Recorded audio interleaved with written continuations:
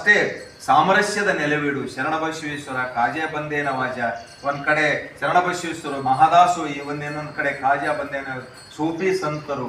ಈ ಭಾವೈಕ್ಯತೆ ನೆಲೆವೀಡಿನಲ್ಲಿ ಶಹಾ ಬಜಾರ್ ಅಂತ ಹೆಸರು. ನೀವೆಲ್ಲ ಇರ್ತಿರೋ ಶಹಾ ಬಜಾರ್ ರಾಜನ ಒಂದು ಬಜಾರೆಯಲ್ಲಿತ್ತು ಅಂತ.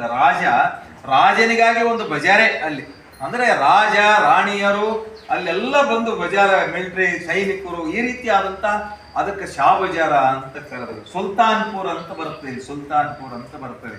ಸುಲ್ತಾನ್ ಅಂದ್ರೆ ರಾಜ, ರಾಜ ಇರುವಂತ ಒಂದು ಅವನ ಅರಮನೆ ಇರುವಂತ ಸುಲ್ತಾನ್ಪುರ್.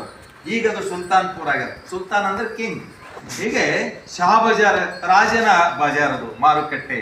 ಹಂಗೆ ಪ್ರತಿಯೊಂದು ಈ ಭಾಗದಲ್ಲಿ ನೋಡಿದ್ರೆ ಅನೇಕ, ಮತ್ತೆ ನಾವು ಇಲ್ಲಿ ಮುಂದಕ್ಕೆ ಹೋದಾಗ ಅದು ಯಾವ್ದ್ರೆ ಮೊನ್ನೆ ಹೋಗಿದ್ದು ಶೇಖ್ ರುಜ, ಈ ರೀತಿಯಾದಂತ ಈ ಅವಧಿಯಲ್ಲಿ ನಾವು ನೋಡಿದ್ರೆ ಈ ಬಹುಮನೀಯರ ಅವಧಿಯಲ್ಲಿ ಎಲ್ಲ ಧರ್ಮೀಯರು ಸಾಮರಸ್ಯದಿಂದ ಬದುಕಿದರು ಅನ್ನುವುದಕ್ಕೆ ಇವತ್ತು ಜೀವಂತವಾಗಿ ಎಲ್ಲ ಧರ್ಮೀಯರು ಇದ್ದಾರೆ ಅನ್ನುವುದೇ ಸಾಕ್ಷಿ.